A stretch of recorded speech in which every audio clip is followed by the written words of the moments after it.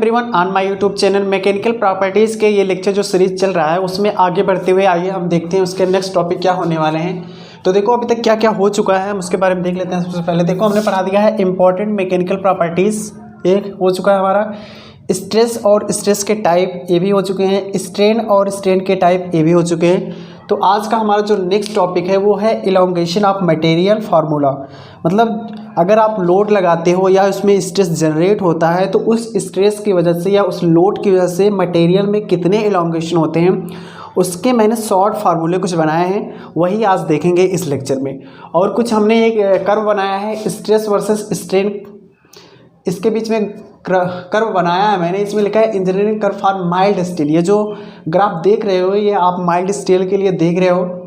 इसमें जो लोडिंग लगाई गई है वो स्टैटिक लोडिंग लगाई गई है, उसकी वजह से इसका कुछ स्ट्रक्चर बनता है। उसमें ये पॉइंट क्या डिनोट करते हैं, इसमें ऐसा क्या होता है, तो वो सारी चीज़ें देखेंगे इसी वीडियो में। तो आइए स्टार्टिंग से देख लेते हैं। सबसे पहले मैंने लिखा है यहाँ पे इलोंगेशन ऑफ मटेरियल। ठीक है, मटेरियल पे कैसे इलोंगेशन। सबसे पहले हमने एक बार लिया है जिसका नाम बोला है प्रिस्मेटिक बार। प्रिस्मेटिक बार वैसा क्या होता है, प्रिस्मेटिक बार एक ऐसा बार उसका क्रॉस सेक्शन एरिया जो होगा वो क्या होगा, थ्रू आउट लेंथ के थ्रू आउट वो क्या रहेगा, कांस्टेंट रहेगा। यानी अगर एरिया में वेरिएशन नहीं होता है तो उसको हम बोलते हैं प्रिस्मेटिक बार।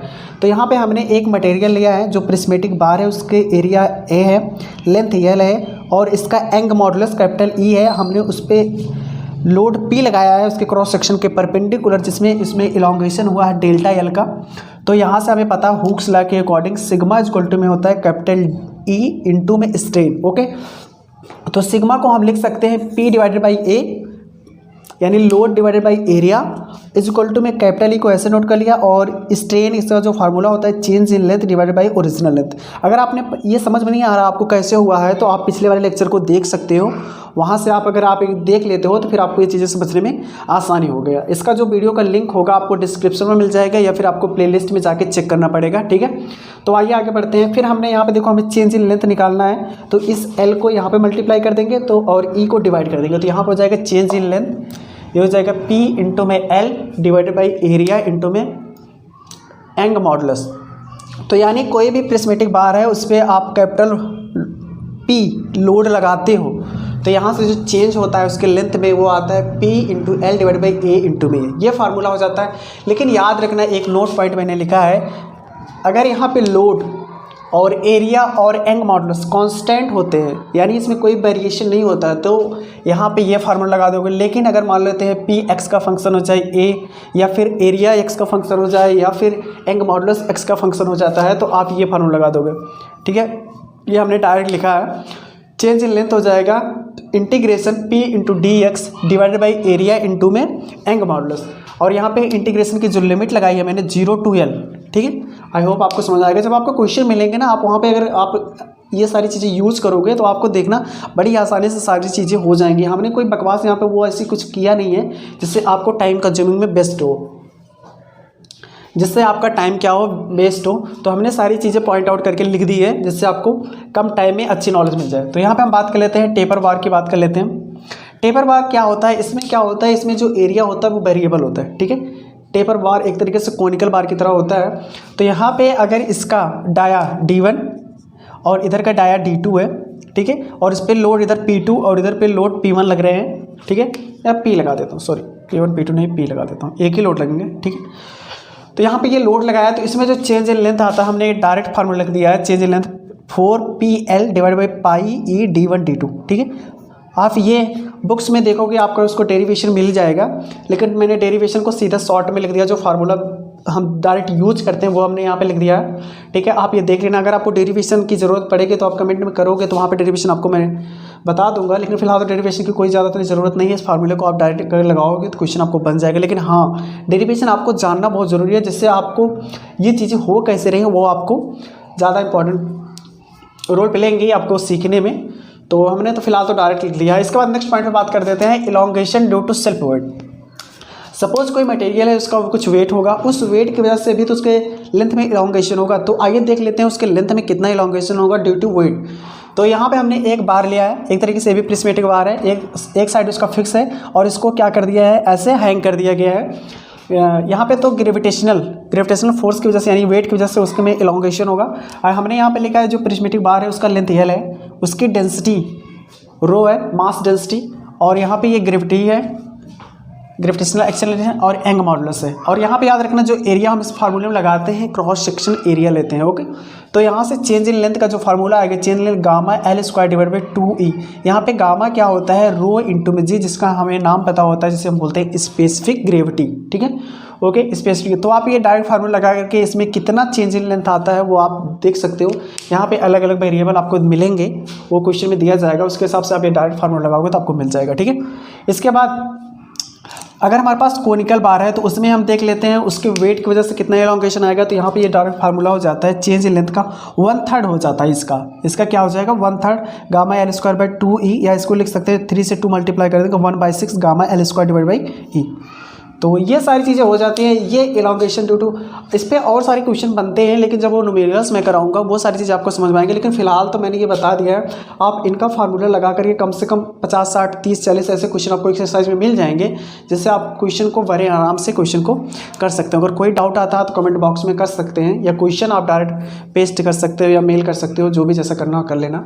ठीक है, इसके बाद हमने लिखा है engineering curve for mild steel for tension under static loading. Suppose करो एक कोई मटेरियल है, उस पर हमने लोड लगाया है, स्टैटिक लोड लगाया है, उसकी वजह से हमने स्ट्रेस वर्सेस स्ट्रेन एक ग्राफ बनाया है, और इसमें जो हमने मटेरियल लिया है वो लिया है माइल्ड स्टील है। ठीक है, माइल्ड स्टील है, और ये टेंशन लोड लगाया है, कंप्रेशन नहीं टेंशन लोड लगाया है। और कौन सा लोड लगाया है, स्टैटिक लोड लगाया है, जिसकी वजह से ये ग्राफ हमें मिलता है। तो यहाँ पे स्ट्रेस वर्सेस स्ट्रेन, यहाँ पे देखो मैंने कुछ पॉइंट लिख रखे हैं, यही सारे आपसे पेपर में पूछे जाएंगे कि ये यहाँ से यहाँ पे क्या रिप्रेजेंट करता है, ये कौन सा पॉइंट होता है, वो सारी चीज़ लिख दिया मैंने। बोल दिया है ओ से ए, देखोगे ओ से ए, इसको बोलते हैं स्ट्रेट लाइन, ये स्ट्रेट लाइन है, या फिर इसको बोलते हैं प्रोपोर्शनलिटी लिमिट। क्या बोलेंगे, प्रोपोर्शनलिटी लिमिट। और हमने हुक्स लॉ में बताया था प्रोपोर्शनलिटी जो लिमिट होता है वहीं तक ही हुक्स लॉ क्या होता है, वैलिड होता है। तो आप वहाँ से कंपेयर कर सकते हो। दूसरा पॉइंट, ये काफ़ी इंपॉर्टेंट पॉइंट है हुक्स लॉ के वैलिड के लिए, ओ से ए यहाँ तक। ओ से बी देखेंगे, ओ से बी इसको बोलते हैं इलास्टिक रीजन। क्या होता है, इलास्टिक रीजन। इलास्टिक रीजन का मतलब ये हो गया है, अगर आप यहाँ तक लोड लगाते हो, मैक्सिमम लोड यहाँ तक लगाओगे तो और लोड हटा दोगे तो वो अपने ओरिजिनल शेप में आ जाएगा। ठीक है, ये चीज़ें। इसके बाद हमने बी से सी डैश, बी से सी डैश इसको बोलते हैं इलास्टोप्लास्टिक रीजन। क्या बोलते हैं, इलास्टोप्लास्टिक रीजन। इसके बाद नेक्स्ट लेते हैं, इसके बाद मैंने लिखा सी से डी, देखो सी से डी इसको बोलते हैं परफेक्ट प्लास्टिक रीजन। ये क्या है, perfect plastic region. Perfect plastic region के यहाँ से ये हो जाएगा, देखो यहाँ पे अगर आप यहाँ पे देखो लोड कांस्टेंट है, यानी स्ट्रेस कांस्टेंट है, लेकिन स्ट्रेन उसकी बढ़ती जा रही है, यानी उसकी लेंथ इंक्रीज होता जा रहा है, इसको बोलते हैं कि परफेक्ट प्लास्टिक रीजन। यानी यहाँ पे आपको लोड की लगाने की जरूरत नहीं पड़ेगी, लेकिन लेंथ उसका फिर भी इंक्रीज करेगा। ठीक है, इसके बाद नेक्स्ट पॉइंट हम बात कर लेते हैं डी से ई, डी से ई, डी से ई इसको बोलते हैं स्ट्रेन हार्डनिंग, स्ट्रेन हार्डनिंग। ठीक है, और ये रेंज होगा ई से एफ, ई से एफ इस रेंज को बोलते हैं नेकिंग रीजन, नेकिंग रीजन। अब एक एक पॉइंट को देख लेते हैं, एक एक पॉइंट क्या रिप्रेजेंट करता है।